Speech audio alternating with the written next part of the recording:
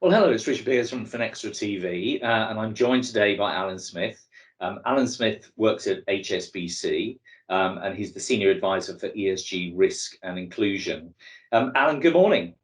Good morning, Richard. Pleasure to be here. Well, we were just saying, we're pleasure to be here. You'd rather be at the cricket at the Oval. The sun is shining, and it should be a good day's play. But you're working hard, and we're here to talk about some serious subjects. Tell us a bit about HSBC and what it's doing on climate risk. Thanks. Richard, for a bank like ourselves, one globally systemically important banks, climate risk is at the center of our strategy. Last October, we articulated our climate ambition, and it's very much key to our purpose. And more above that, as a bank with a major role within the financial system, we have to be leading on how we help our customers transition to a low carbon economy. So it's very much centered to what we do. My particular role over the last couple of years has been advising our chief risk officer on how we build out our capability and organizational design and risk framework in support of that. So tell us a bit, before we move on to how you help the customers in the transition, which I think is super important. Obviously there's a lot of organizations out there which aren't as large as yours, banks who are saying, what do I do? How do I actually get organized, as you just described in the way that you've helped your chief risk officer? Can you give us a sort of an indication of some of the steps that HSBC has done over the last few years with your advice? I think, and actually it predated my advice. I think one of the important things, it has to come from the top. It has to come from your CEO and from your board. And you would notice in our case, Noel Quinn, our CEO, has been very powerful in leading that, and our CRO and CFO accordingly.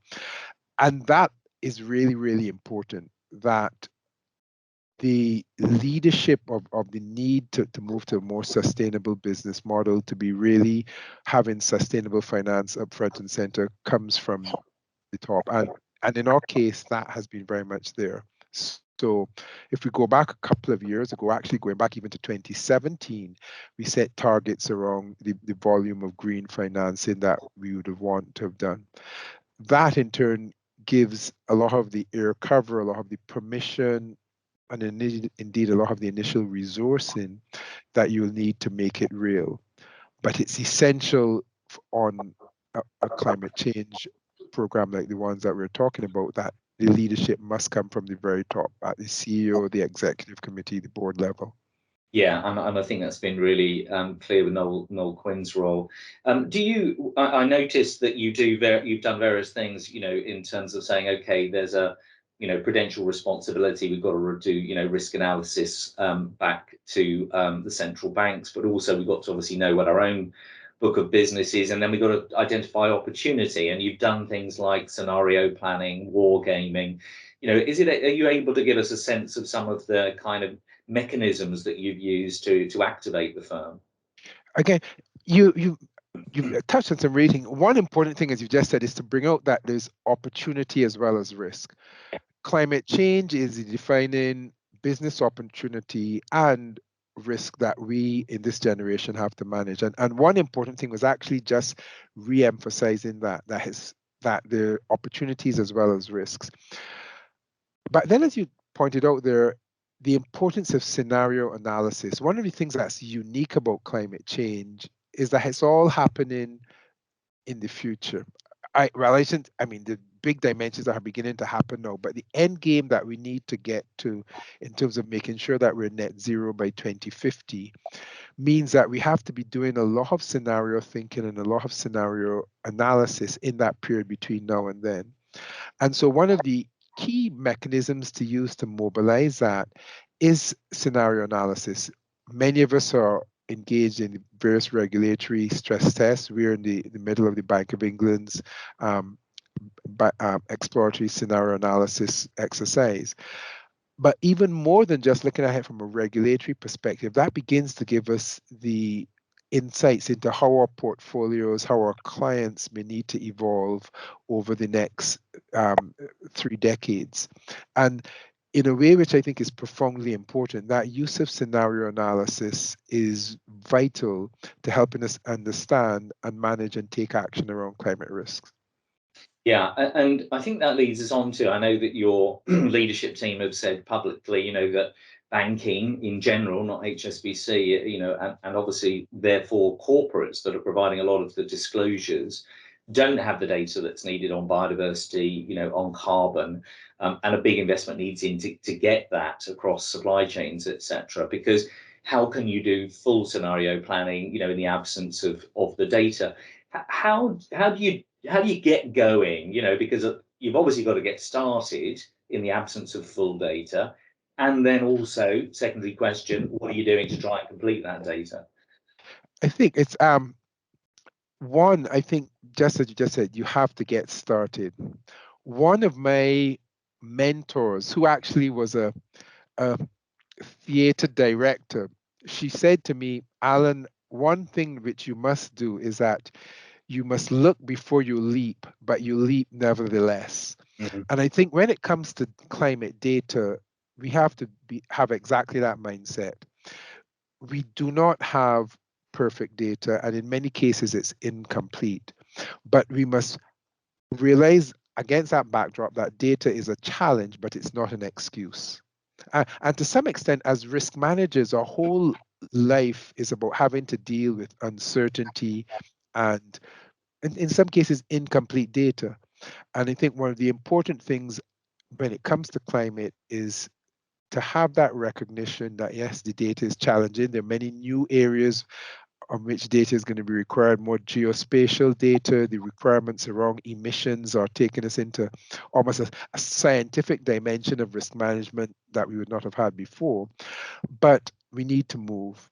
And alongside that, then standing and doing a very clear inventory up front of saying, what do we need? What are the purposes for which we'll need the data? And it's going to be supporting our businesses, active risk management, defining risk appetite, exposure management, disclosure, and then mapping very clearly where the gaps are in a very disciplined way.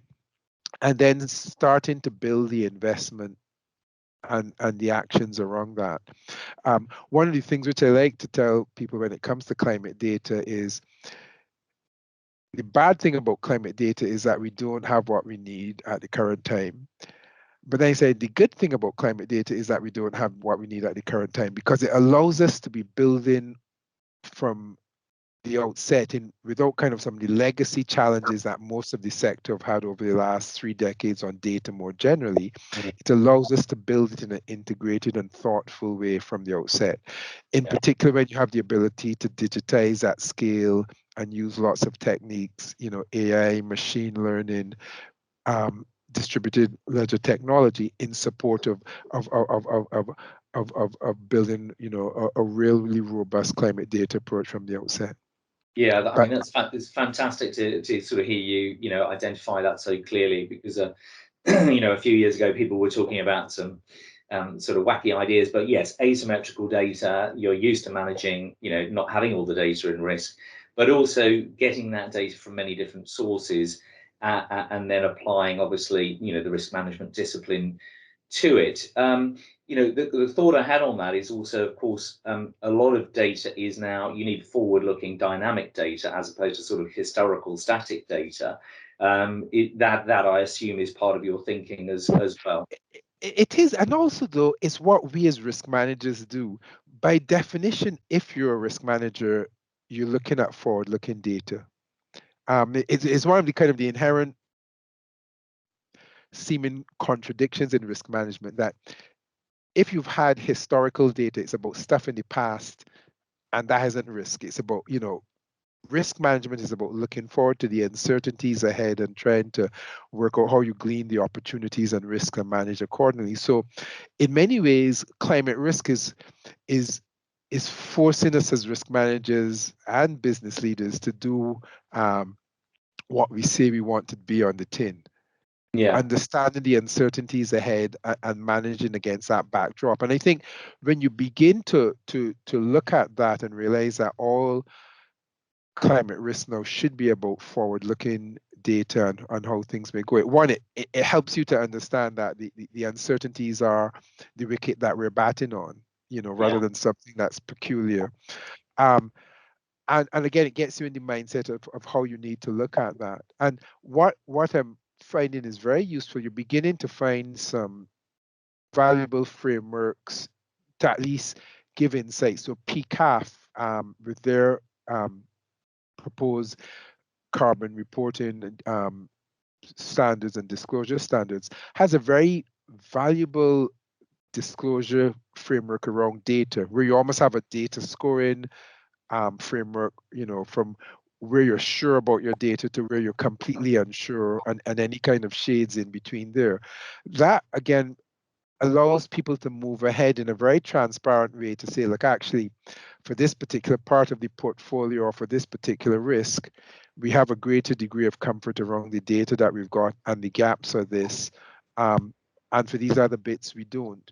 And I think it's going to be really important to be using something like the PCAF framework, or even there's a report that came out in July from the FSB on climate data, the gaps, the steps that need to be taken, which are beginning to give us some of the tools to help us to deal with the complexity and challenges and opportunities of what we need to manage around climate risk. I mean, climate risk is the ultimate big data issue and area. Well, and there's another one really, which is, PCAF also does PBAF, doesn't it? Which is the biodiversity side. Of course, that's the ultimate one, because that's another level of complexity. But that leads us on to, you spoke about, therefore, the sort of, the prudential risk and analysis and exposure for the bank's portfolio and so forth. When you look to help your customers, as again your leadership have said, this is the next industrial revolution. There's a fundamental rewiring that's needed, and there's only two choices for banks: sign up to help clients transition their business models and bank them on that journey, or withdraw from them. What do you see as the opportunity? What do you see as the role for HSBC to help your clients, on that journey to identify their way forward? Yeah, first of all, banks are there to support their customers. Our customers are everything to us, and therefore they have to be central in how we help them to transition. And we're doing that for them. We're also doing it for the societies and the economies that we operate in. And I think it's really, really important, just in the way in which banks had to and were required to step up in the pandemic and in COVID. That's going to be there by multiples when it comes to the climate transition. And it's really, really important to work with customers and clients' responsibility within that transition, in particular, those who are perceived or will be in the higher risk transition sectors, whether it's oil and gas, utilities, metals and mining, those ones who perform important roles in terms of, say, energy provision to your economy, but will be needing to make the transition. And how we need to do it, I think, is first of that, engaging very closely with them. As a bank, we are all required to know our customers. We're required to know them from a financial crime perspective. It's going to be equally as important, if not more important, to know them from a climate and an ESG perspective. Getting the data, almost in the way in which you have your KYC questionnaires on financial crime, which are top priority, increasingly your KYC questionnaires on your customers in terms of climate and ESG will be equally prominent. And therein is one of the big areas that we have to engage with and support them, helping them to understand what a good transition plan looks like, and working with them to help them execute it. And I think that, and that's going to be in all sectors, as I said, the high risk priority sectors, but increasingly as you move outside of those top sectors to, say, other sectors like agriculture, those are going to be areas that you work with clients in those areas, or coming down to, in terms of size of customer, SMEs. The SMEs are going to have as big a need in this area, if not more than others. You know, the people talk about obviously the big corporates who, from a quantum of emissions perspective, have the biggest impact on the environment. And quite rightly, there's been a lot of focus on support and engagement with them on the outset. But our SMEs, who are the lifeblood of our economies, who provide jobs, who provide so many opportunities, who provide so many services, and who are on the supply chains of many bigger corporations, their needs are going to be, I think, as great, if not greater, and are going to be potentially a lot more immediate than people may think. And working with those customers and beginning to help them understand the transition and supporting them in that way, I think is going to be paramount. Yeah, I mean it's complex, isn't it? If you look at some of the bigger listed securities that bank with you in various forms, then I'm sure you'll work with them to, as you say, to help them transition and finance that transition. But of course, they will then roll down the impact of their changes to the SMEs through their supply chains that work with them. And I know because of your inclusion focus, when you get into supply chains, you've got to think about a just transition. You've got to think about, okay, we don't throw out the various roles just because that's not kind of fashionable anymore. How do you deal with all of that? That is complex, but it's also essential. I mean, to get a just transition in all its facets is important. It's essential, and as I quoted to someone recently, we must have climate justice. It can't be just us. We have to realize we're genuinely inclusive and bring along all aspects of the economy and of the society in how we think about it. And that's important because on one hand, if you look at the industrial revolution analogy, and it definitely is that, because when you think the sustainable and climate revolution is coming alongside the digital revolution, one of the things about industrial revolutions or new deals is that if you're not purposeful, some communities, some countries, some companies are left out. Yeah, absolutely. And we don't, when it comes to climate, have the leeway, I think, on that as we might have had in the past, because at the end of the day, ultimately, a global change in climate is going to impact us in big ways. In the way in which COVID has pointed of interconnectivities, I think climate will be even more so. Yeah. So, yeah. Sorry. So I think that thing of having a just transition as you articulate your risk appetite is important. Having a sense of conduct within your risk, how you conduct yourselves with customers, is key, because we've obviously heard of the risks of greenwashing, that people, when you come to sell products, you say you have a green content to it, but it may not be. And again, quite rightly, you're seeing regulators and listing agencies beginning to focus on that. One of the really big thing to be focusing on too is what I would call green lining. So you know how historically people used to talk about redlining, that certain communities, minority communities, might have been excluded by credit, historically. I think we have to be very purposeful to make sure that there's not green lining, that in this aspect of and this push to be, quite rightly, to be more green in our lending, that we don't exclude certain communities, certain countries, certain sectors. Um, and because it's almost certain that you'll find a coincidence between them and those who are already most vulnerable right now. And I think it's going to be a big challenge, but it's really an important aspect of awareness that we will not have succeeded in our quest to be more sustainable unless there's a just transition. And a just transition genuinely has to be inclusive. Yeah, and thanks for being so sort of clear and passionate about that. I mean, we spoke in the preamble a little bit about sort of natural capital biodiversity as well, and I think just today I was reading in one of the newspapers, about the tuna bouncing back in terms of some of the species that are doing well, but of course they then also point to other species that are not doing so well. And in the comments, lots of people are saying, why are you worried about these animals?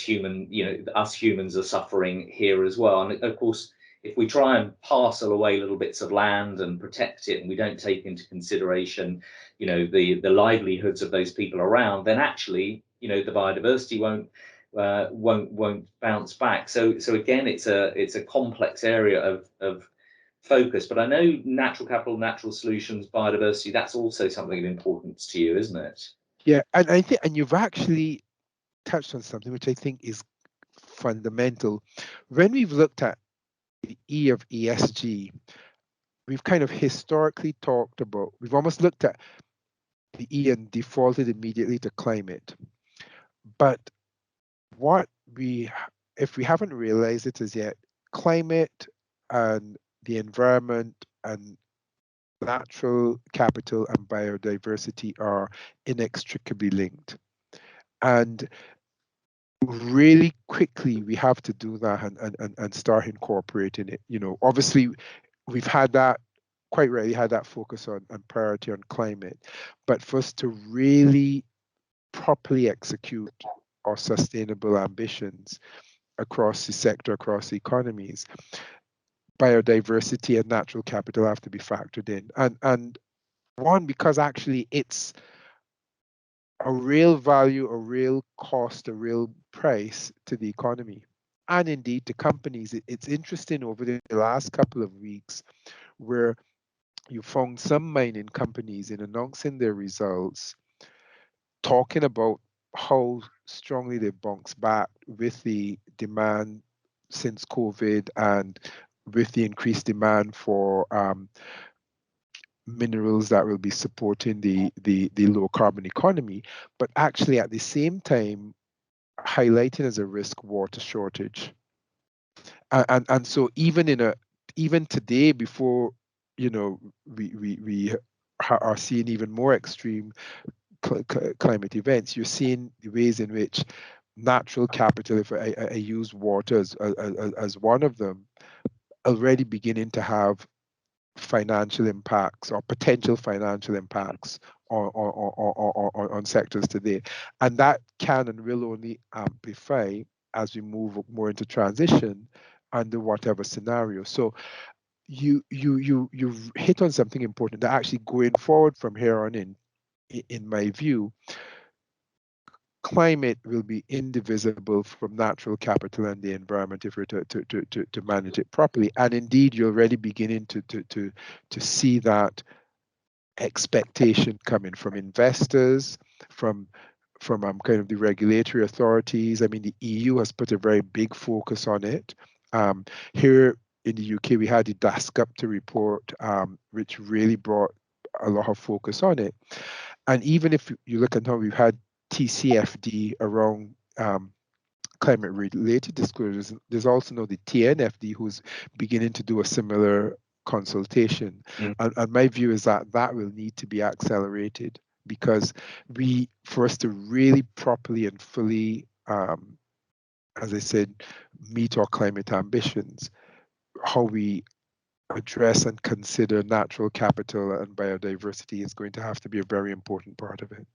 Yeah, I mean, people talk about sort of 47, 50 trillion, tied up in the nature-based economy.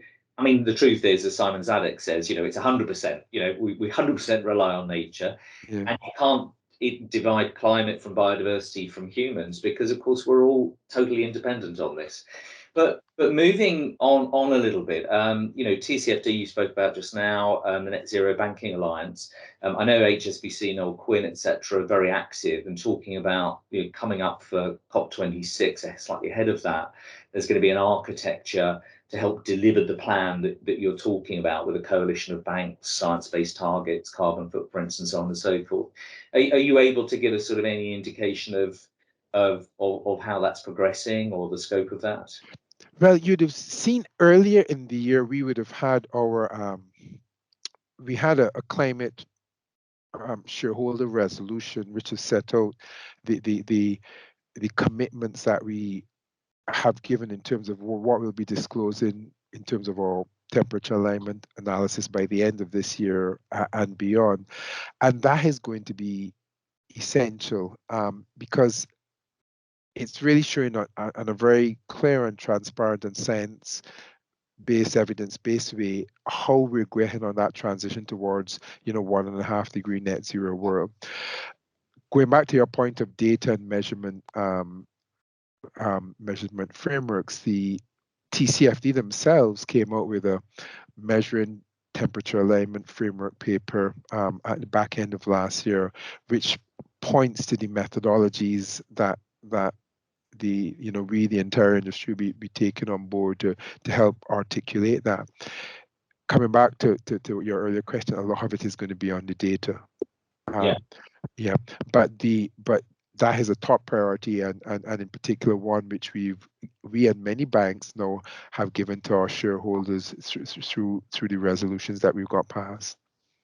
So you spoke earlier on about some of the technologies as well, so we won't go back over that in the time we've got available. What gives you, if you will, sort of, the sense that, absolutely this is now the time to act, not the time to, talk again? There's been 30 years of talk. What gives you the sense of optimism that we can actually, see real change happening through the system? It's, I think, because we don't have a choice but to be hopeful and optimistic. Genuinely, I mean, it's funny, I've been at HSBC for nearly 30 years, 27 years. If I sit back and reflect, and if we believe the science of the IPCC report as I do, I have less time ahead left than my career in banking, and we have less time ahead left than my career in banking to really address this issue. And that's quite a sobering thing. I know I feel old, but I'm not that old. When you reflect that, you almost have a shorter period than your career to date to address or to be part of the solution to help address that. And you can see that. But what is hopeful is that you see many people across so many stakeholder categories realizing that. And in particular the younger generation and the millennials, but also leadership of organizations like ourselves that get it, or your seemingly hard-nosed people who may be seemingly hard-nosed about it, getting it in the past and not getting it. And so that gives, I would use the word, a sense of hope, okay? But alongside that hope, you realize you have agency, that there are now the ability through getting the data, through taking action, that you can make it happen. Now, and the IEA net zero report earlier in the year kind of said, we have to realize it's a very narrow path, but yet there is a path, and it's a path that we can walk along to make it happen.